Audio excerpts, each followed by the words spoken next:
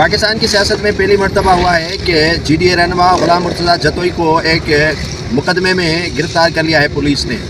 ये लावा तो पहले ही पक रहा था कि गुलाम मुर्तज़ा जतोई और उसकी फैमिली को किस तरह जेल में डाला जाए और उनसे सियासी इंतकाम नहीं बल्कि ज़ाती इंतकाम लिया जाए। ये सियासी इंतकाम अगर होता तो अरबाब गुलाम रहीम, लियाकत जतोई और दीगर रहनुमाओं ने जितना इंतकाम पाकिस्तान पीपल्स पार्टी से लिया था उतना शायद मरहूम गुलाम मुस्तफ़ा जतोई के ख़ानदान ने नहीं लिया है।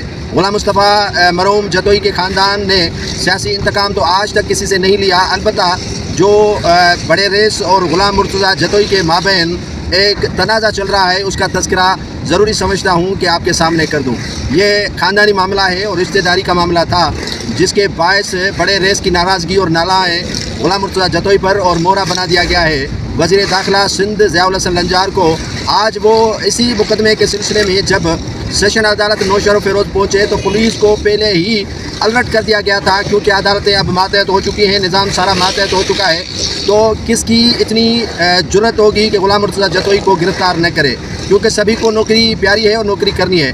तो आज ये अरसे दराज के बाद जतोई ख़ानदान पे वैसे ही अताब से गुजर रहे थे, गिरफ़्तार कर लिया गया है। जतोई ख़ानदान के बड़े GDA के रहनुमा गुलाम मुर्तज़ा जतोई को अब मुकदमात को फेस करेंगे जतोई ख़ानदान।